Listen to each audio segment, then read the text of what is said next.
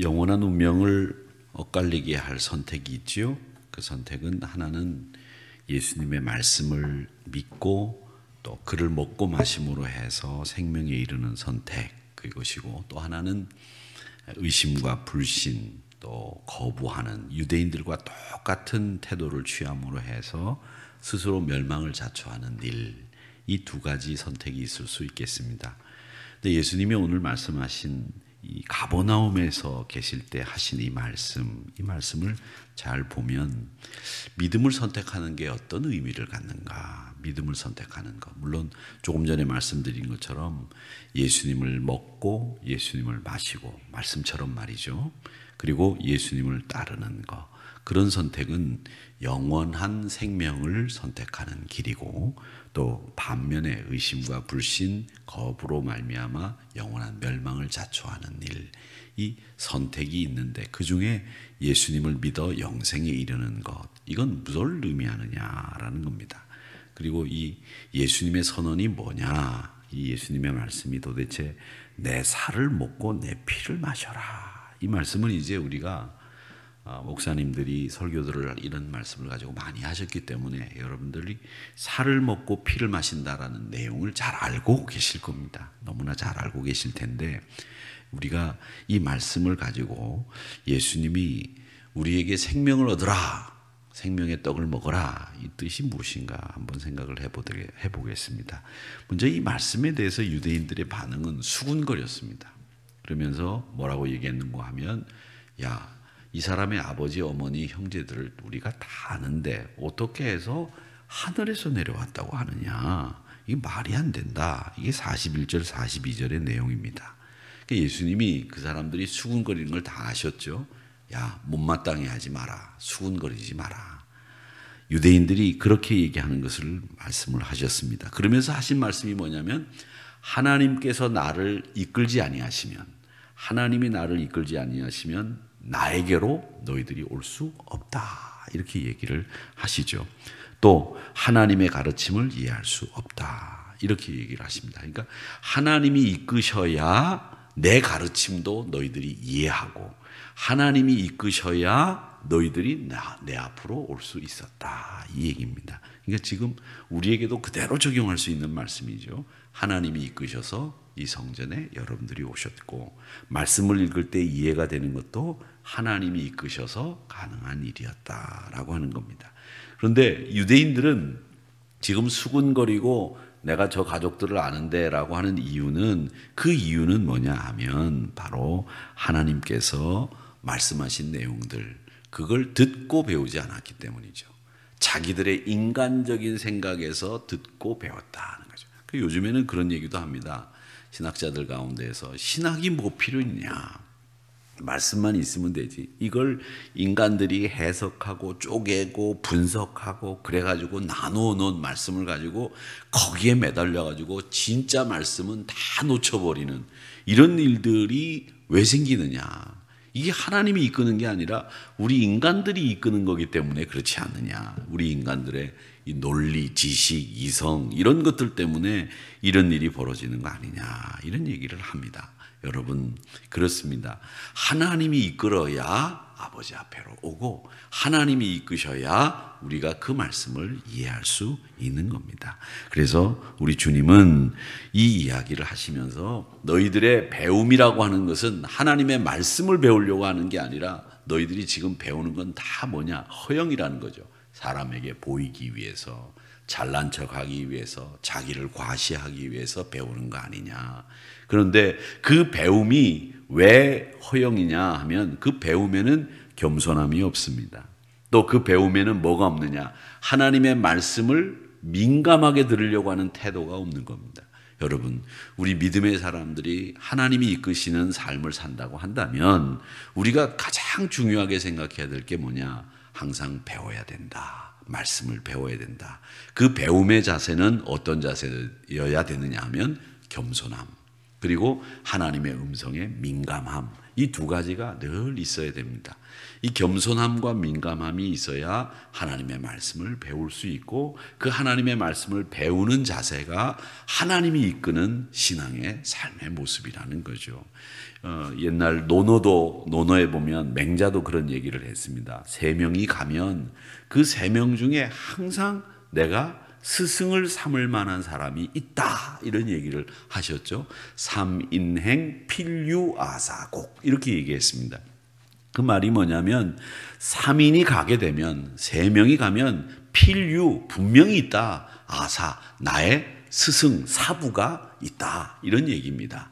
그래서 우리가 3명이 가더라도 이 3명이 가면 벌써 그 중에 내가 배울 만한 사람이 있고 3명 이상 만나면 내가 배울 점이 꼭 있다라는 게 노노의 얘기인데, 우리 예수님도 말씀하셨어요. 너희들 배우는 태도가 필요하다. 그 배우는 태도는 하나님이 이끄시는 삶에 꼭 필요한 삶인데 그 배우는 삶에 있어서 중요한 게 겸손과 음성의 민감함, 센시티브죠. 그게 있어야 된다.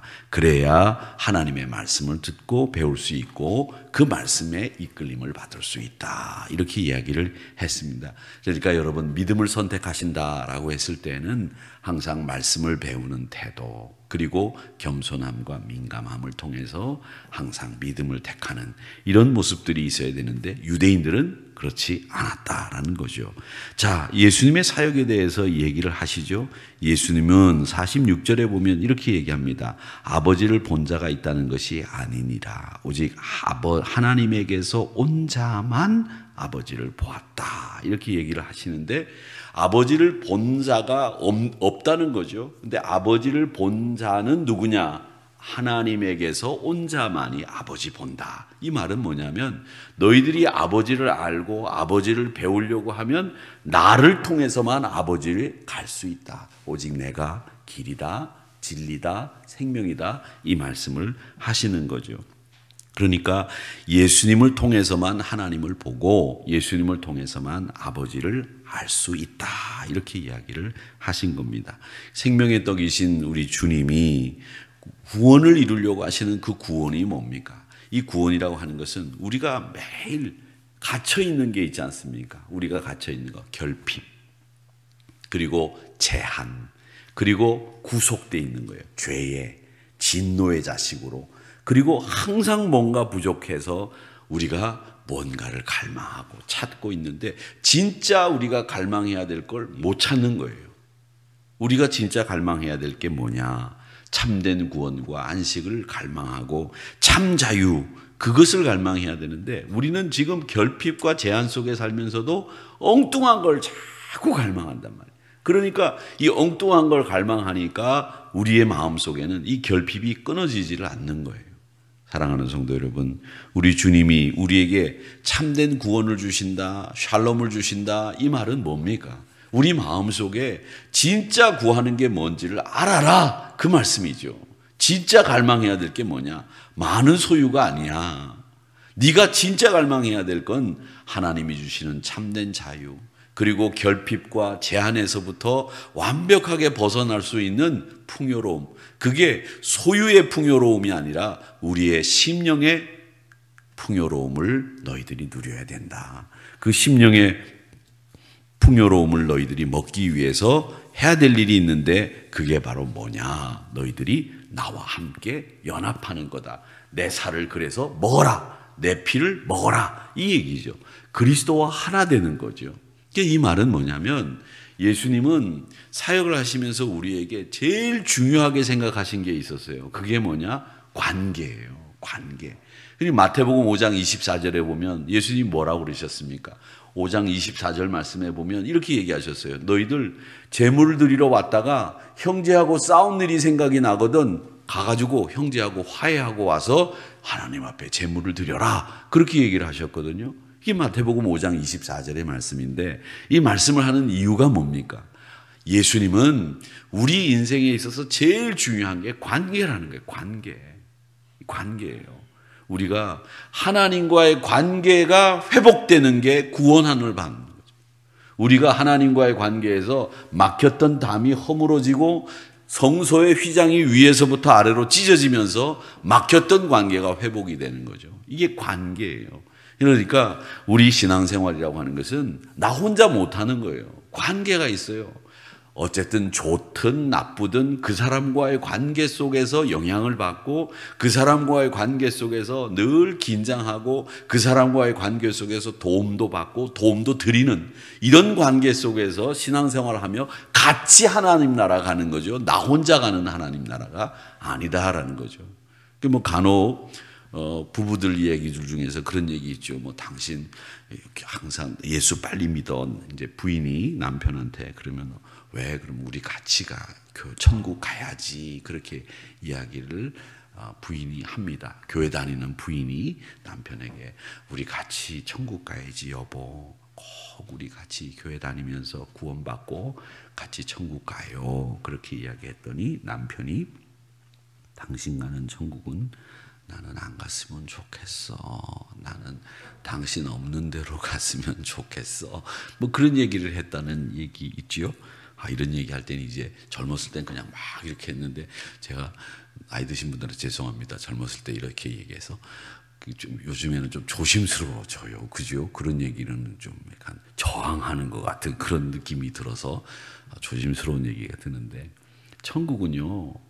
밉다고 나 혼자 어디 안 가고가 아니라 같이 가는 거예요. 우리가 같이 가는 거예요. 그거 아셔야 돼요. 나 혼자 가는 게 아니라 거기 가면 믿음의 선배들도 다 있고 우리가 예수님도 만나고 다 거기서 같이 만나는 거예요. 천국 생활은 그래서 완벽하게 자유를 누리고 완벽하게 우리가 같이 가는 거란 말이죠. 그러니까 하나님은 우리에게 주님과 연합하다 이걸 굉장히 중요하게 생각하셨기 때문에 오늘 말씀에서 예수님은 내 살을 먹어라 내 피를 먹어라 이렇게 얘기하시는데 그 말은 먹는다는 데 의미가 있는 게 아니라 성찬을 기억하라는 얘기가 아니라 그리스도와 철저하게 하나가 되라 이 얘기예요. 그리스도에게서 떨어지지 말아라. 그리스도의 살과 피를 먹을 정도로 너희들이 그리스도와 딱 연합해야 된다. 이 얘기를 하시는 겁니다. 생명의 떡을 먹는 것, 그건 그리스도와 연합하는 것. 그걸 의미한다는 걸 꼭 기억하시기를 바랍니다. 자, 그러면 오늘 여기 말씀에 우리의 응답은 어떻게 해야 되느냐? 그 사람의 아들의 살과 피를 먹지 않으면 생명이 없다. 이렇게 분명히 얘기하신 것이 바로 그 얘기입니다. 그러니까 둘이 따로 나눌 수 없는 하나가 되는 거죠. 왜 우리가 의형제를 맺는다 그러면 요즘에는 뭐 의형제를 맺는 사람들도 별로 없더만요. 옛날에는 왜 의형제 맺자 그런 사람들 많이 있었잖아요. 야, 너하고 나하고 동생 형 하자. 막 그래서 형 동생 그리고 교회에서도 형 동생 이렇게 불렀어요.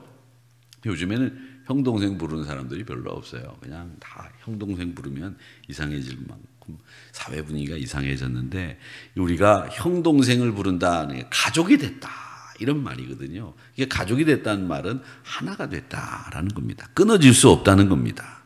예수님 믿음으로 말미암아 영생의 삶이 시작이 되는데 그 영생의 삶은 우리가 예수님과 하나 되고 우리 모두가 하나 됐다라는 겁니다. 그러니까 생명의 떡을 먹었다라고 하는 거, 예수님의 선언을, 예수님의 말씀을 믿는다라고 하는 것은 그분과 하나가 됐다라고 하는 겁니다. 그리고 그분의 말씀을 우리가 이해하고 배우고 깨우치게 됐다. 그렇게 됐다는 것인데 그것은 바로 하나님께서 우리를 이끄셨기 때문에 가능한 일이었다. 그러기 위해서 우리에게 필요한 것이 있는데 늘 배우는 태도, 말씀을 배우는 태도에게는 겸손과 민간함이 있어야 된다라고 하는 것을 우리가 오늘 말씀에서 배우는 겁니다. 그러니까 예수님의 선언이 뭐냐? 예수님의 선언은 나와 연합하자. 너희들 모두가 연합해라. 하나 되라. 내 살을 먹듯이 내 피를 먹듯이 너희들도 서로 하나가 되라 라고 하는 것이고 천국은 나 혼자 가는 게 아니라 우리 다 같이 가는 것이다. 생명의 떡을 먹는다는 것은 늘 말씀 속에서 배우고 익히는 것이다. 거기에 필요한 태도가 겸손함과 민감함이다 라고 하는 것을 우리가 오늘 말씀 속에서 배우는 겁니다. 제한과 결핍 속에 갇혀 있는 우리들이 완벽한 자유를 누릴 수 있는 이 하나님과의 연합, 예수님과의 연합, 이 연합을 이루어 오늘도 생명의 떡을 취해서 하나가 예수님과 하나가 되는 저와 여러분이 되시기를 주님의 이름으로 축복합니다.